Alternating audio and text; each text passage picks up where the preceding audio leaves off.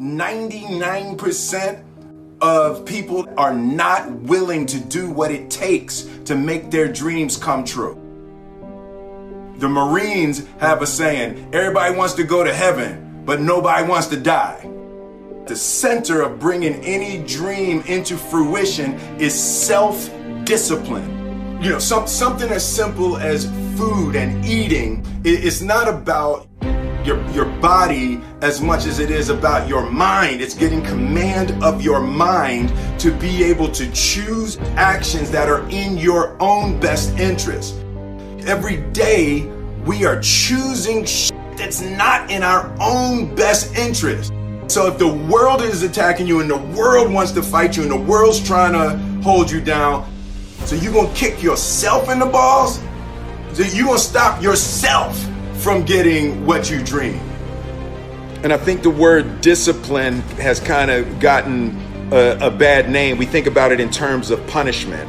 I'm not talking about discipline in that way. I'm talking about discipline in the sense that you forego immediate pleasure for the exchange of long-term self-respect.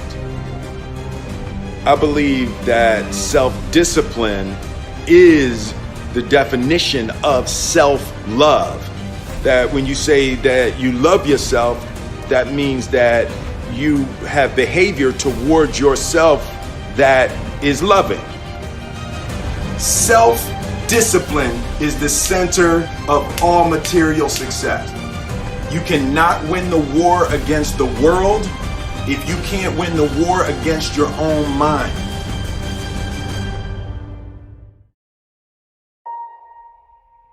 Self-love is when you say to yourself, oh, man, look, I know you and that girl got a real connection. I know y'all vibe, but that's your girl's cousin.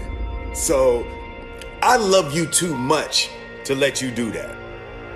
It's like you say to yourself, hey man, look, I know you want to eat that pizza and it'll be really good, you know, but I can't let you eat that, man, because if you eat that pizza, you're going to feel like shit, you know, and I love you too much to let you eat that. Self-love is, hey, look, I know you got a test on Monday, you know, and I know you really want to go out with your friends. It's Saturday night, you want to go out, but if you fail that test, you're not going to feel good about yourself. You know, I love you too much to let you go out tonight. Self-discipline is self-love. If you want to be happy, you have to love yourself, which means you have to discipline your behavior.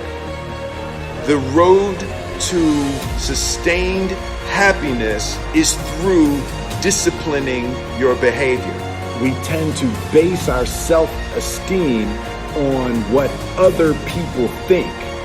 And that's not really self-esteem. Self-esteem is supposed to be how we feel about ourselves. And I was just saying how dangerous it is to allow other people to determine how you're going to feel about you.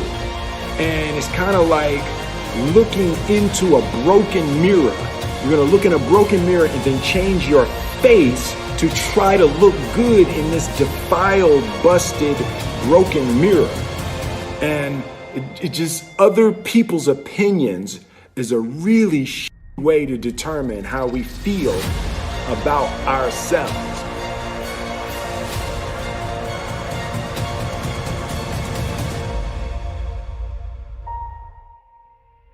It don't matter whose fault it is that something is broken if it's your responsibility to fix it. For example, it's not somebody's fault if their father was an abusive alcoholic, but it's for damn sure their responsibility to figure out how they're going to deal with those traumas and try to make a life out of it. It's not your fault if your partner cheated and ruined your marriage, but it is for damn sure your responsibility to figure out how to take that pain and how to overcome that and build a happy life for yourself.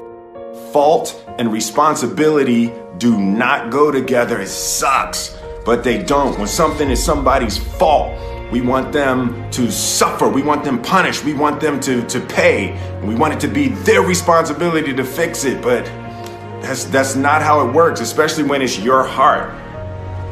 Your heart, your life, your happiness is your responsibility and your responsibility alone. As long as we're pointing the finger and stuck in whose fault something is, we're jammed and trapped into victim mode. When you're in victim mode, you are stuck in suffering. The road to power is in taking responsibility. Your heart, your life, your happiness is your responsibility and your responsibility alone. You can make a person smile, you can make a person feel good, you can make a person laugh, but whether or not a person is happy is deeply and totally and utterly out of your control. The prerequisite for spending time with any person is that they nourish and inspire you. They feed your flame. Look at your last 5 text messages. Are those people feeding your flames or dousing your fire? Put your phone down for just a second and look around. Look to the people around you.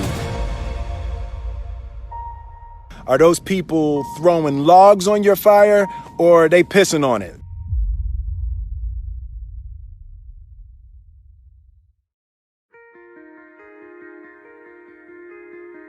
I want my life, I want my work, my family, I want it to mean something. And it's like, if you are not making someone else's life better, then you're wasting your time. The separation of talent and skill is one of the greatest misunderstood concepts for people who are trying to excel, who have dreams that want to do things. Talent you have naturally. Skill is only developed by hours and hours and hours of beating on your craft. You don't try to build a wall. You don't set out to build a wall. You don't say, I'm going to build the biggest, baddest, greatest wall that's ever been built. You don't start there. You say, I'm going to lay this brick as perfectly as a brick can be laid. There will not be one brick on the face of the earth that's going to be laid better than this brick that I'm going to lay in this next 10 minutes. And you do that every single day. And soon you have a wall. And soon you have a wall. And I think psychologically, the advantage that gives me over a lot of people that I have been in competition with in different situations is it's difficult to take the first step when you look how big the task is.